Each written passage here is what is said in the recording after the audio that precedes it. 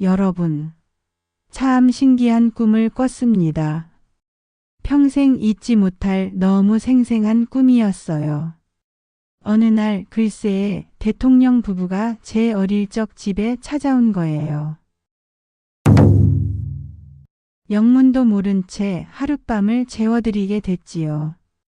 낯설 줄 알았는데 이상하게도 마치 고향 친구 같은 느낌이었어요. 옛날에는 다 그랬잖아요. 좁은 방에 엄마, 아빠, 형제 자매들 다 같이 모여 자고, 여름이면 모깃불 피우고, 겨울이면 온기 하나에 몸을 맡기던 그때, 대통령 부부와 함께 누워 이런저런 얘기를 나누는데, 묘하게 따뜻하고 정겨운 공기가 흘렀습니다. 깜빡 잠이 들었다가 눈을 떠보니, 곁에는 대통령 부인만 계시고, 정작 대통령님은 보이지 않더군요. 거실로 나가봤습니다. 아이고 세상에. 거실 가득 사람들이 북적이는 겁니다. 20명이 넘는 사람들이 술에 취해 마치 명절날처럼 웃고 떠들고 서로 안부를 묻고 그 중심에 대통령이 앉아 있었어요. 근데 더 놀라운 건 돌아가신 지 10년이 넘은 아버지가 제일 많이 취해서 큰 소리로 뭐라고 떠들고 계시는 거예요. 그 순간 가슴이 철렁했습니다. 꿈속이라 그런지 시끄러운 것 같은데 실제로는 고요하기만 했습니다. 마치 옛날 잔칫날 아궁이 연기 섞인 구수한 저녁 공기처럼 포근하기만 했지요. 더 신기한 건 그 많은 사람들이 저를 보고도 아무렇지 않게 자연스럽게 이야기를 이어간다는 겁니다. 정말 꿈이라 하기엔 너무나 생생했지요. 그런데 말입니다. 꿈에서 깬 뒤 마음이 참 묘했어요. 마치 내가 대단한 사람이라도 된 듯, 유명한 사람들의 일원이 된 듯, 헛웃음이 새어나왔습니다. 보통 꿈은 금세 잊히는데 이 꿈만은 달랐습니다. 너무 선명해서 마치 어젯밤에 실제로 다녀온 자리 마냥 아직도 잔상이 눈앞에 아른거렸습니다. 아침에 놀러온 동생에게 자랑하듯 얘기했지요. 야, 대박. 내가 무슨 꿈을 꿨는지 알아? 그랬더니 동생이 뭐라 했는지 아세요? 언니, 그런 건 말하지 말고 그냥 로또나 사. 처음엔 웃어 넘겼습니다. 근데 이상하게 마음 한켠이 자꾸만 그 말을 붙잡더군요. 그래, 오늘은 로또를 사야겠다. 그런데 막상 번호를 고르려니 난감했습니다. 아무렇게나 고를 수는 없으니까요. 그래서 꿈속에 나왔던 사람들의 생년월일을 조합하기 시작했습니다. 대통령, 장관, 시장, 그리고 우리 아버지까지. 근데 아버지 생일이 생각나질 않는 겁니다.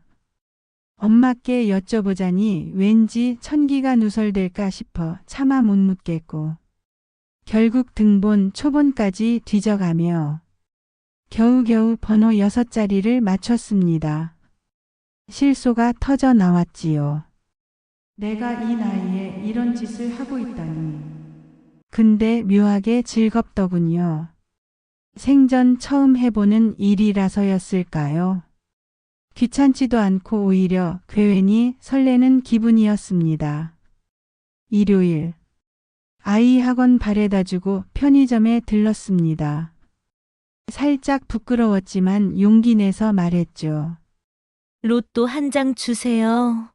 그런데 왜인걸. 이제 편의점에서는 로또를 못 판다는 겁니다. 법이 바뀌었다나요?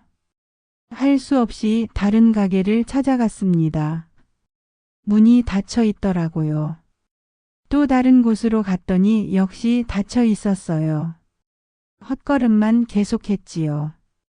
덥고 지치고 속으로는 괜히 오기가 생기더군요. 그래, 오늘은 꼭 사야겠다. 다음 날 출근길. 어?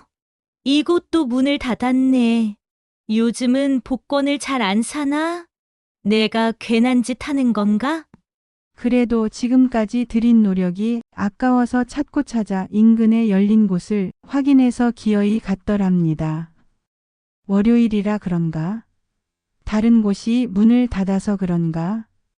많은 사람이 줄을 서서 교환도 하고 새로 사기도 하고 있었어요. 저도 미리 조합해둔 번호로 5,000원어치를 샀습니다. 어찌나 마음이 시원하던지요. 큰일 하나 해치운 것처럼 가뿐한 기분으로 일터로 향했습니다. 남편에게 말하려다가 뭘 그깟 로또 가지고 호들갑 떨어? 그렇게 말할 것 같아서 그냥 주말까지 입 다물기로 했습니다. 신기하더라고요. 달라진 건 하나도 없는데 왠지 든든한 버팀목이 생긴 것처럼 일상이 가벼워졌습니다. 5,000원으로 이런 기대와 여유를 살 수 있다니. 그것만으로도 충분한 값어치가 있더군요. 그렇게 일주일이 흘렀습니다. 그리고 드디어 복권 발표일인 토요일 저녁. 온종일 집안일에 바쁘다가 늦게야 번호를 확인했습니다. 순간 심장이 쿵 하고 멈추는 것 같았어요. 맞았습니다. 번호가 전부 다 맞아버린 겁니다. 손끝이 덜덜 떨려 복권이 찢어지지는 않을까, 혹시 사라져버리지는 않을까. 그저 꽉 움켜쥐고 앉아 있었습니다. 그날 이후 나와 내 가족의 삶은 송두리째 바뀌었습니다. 이게 생시인지 꿈인지 한 달은 정신을 차리지 못했어요. 신문에서만 보던 로또 1등 당첨자가 바로 나라는 사실이 믿기지가 않았습니다. 그런데 돈이 생겼다고 모든 게 달라지진 않았습니다. 처음엔 무엇부터 해야 할지 몰라서 허둥지둥 멍한 나날을 보냈습니다.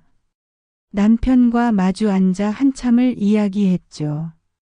당첨이 되고 나서 가장 먼저 떠오른 건 망가진 사람들의 이야기였습니다. 돈 때문에 행복을 놓쳐버린 사람들 말이에요. 우리 평정심을 잃지 말자. 그래, 일상처럼 지내자.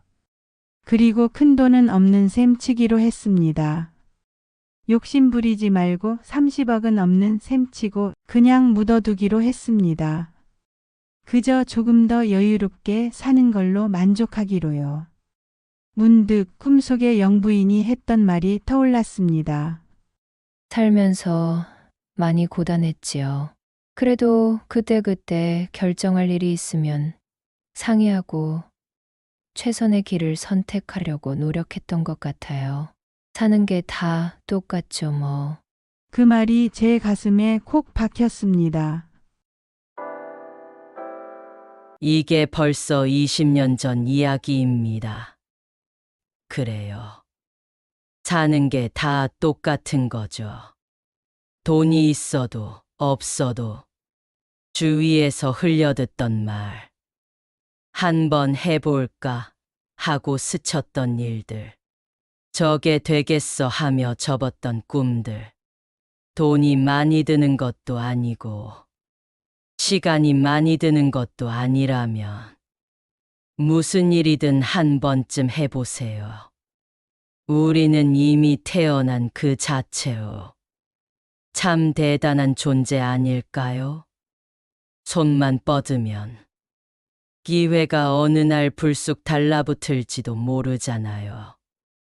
여러분, 오늘도 힘내세요. 우린 이미 충분히 괜찮은 사람들이랍니다.